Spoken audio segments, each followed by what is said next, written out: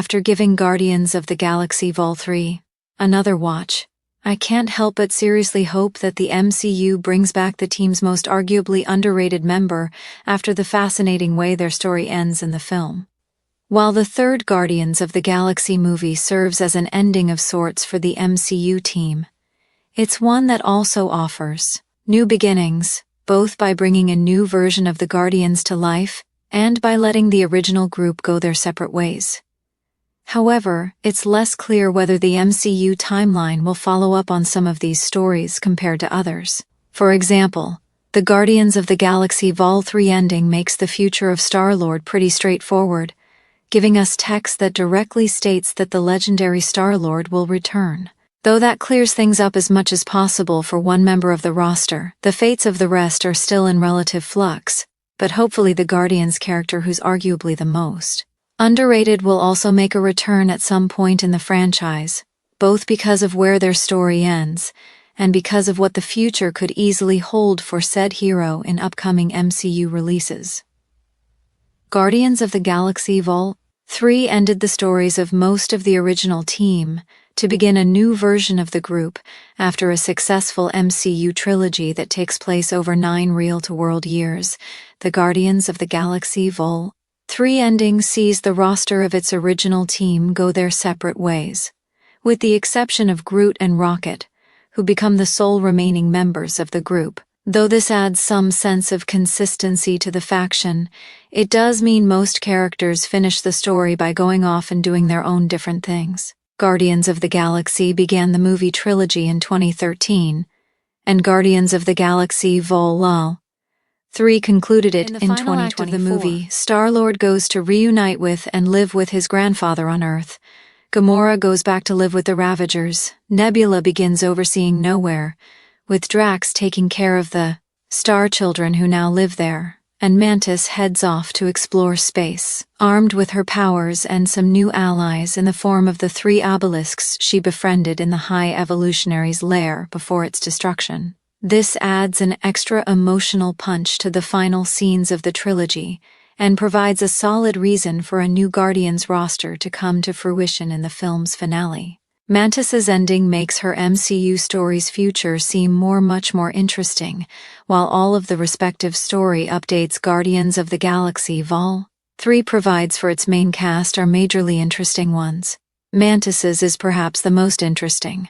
This is in part because it's one of the endings that seems most ambiguous in terms of whether we will ever see her again, since the movie closes with confirmation that Star-Lord will return, Rocket and Groot are in the new Guardians team, and Drax and Nebula still live on what looks like it will remain the Guardians' home base of sorts. Given Mantis goes out to explore the wider cosmos to find herself, it's not clear where or even whether we'll see her again.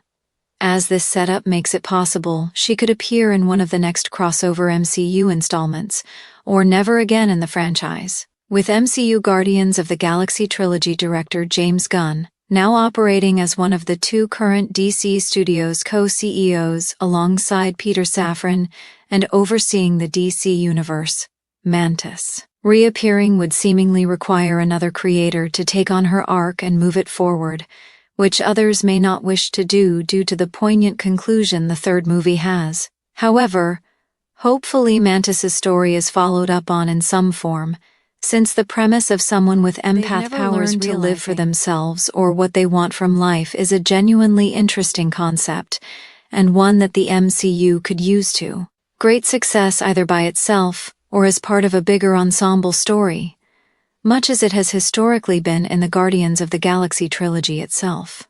This is doubly true given Mantis leaves with 3 obelisks, who are not only seriously strong seeming of their own accord, but also suggested to be able to travel dimensions. Indeed, Mantis ends the Guardians movie trilogy as something of a wild card in terms of where she goes next, and in terms of her power level, since her powers were previously able to neutralize Thanos for a brief period, and her now adventuring around armed with 3 loyal alien behemoths is likely only set to make her a more imposing force whenever and wherever she may lend a hand.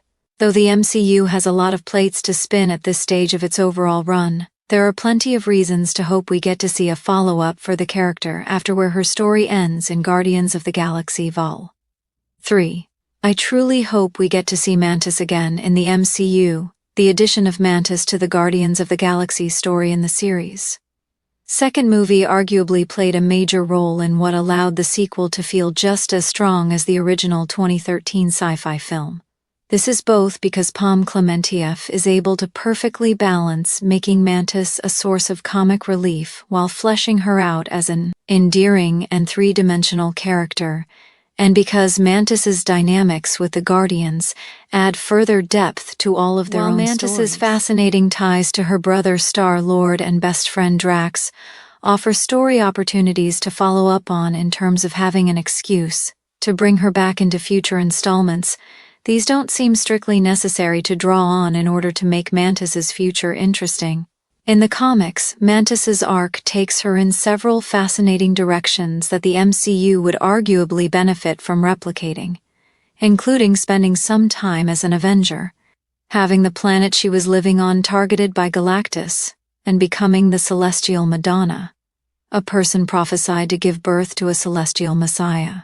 These stories provide a further fascinating backdrop for the MCU to draw upon, even though simply showing Mantis exploring the universe while backed up by her obelisk allies by itself after the events of Guardians of the Galaxy Vol. 3 sounds as though it could be interesting enough all on its own, particularly because so many of the best moments Mantis's character are her being placed in truly larger-than-life scenarios, and taking them mostly in her stride in a way that only someone who was raised by a malicious living planet really can.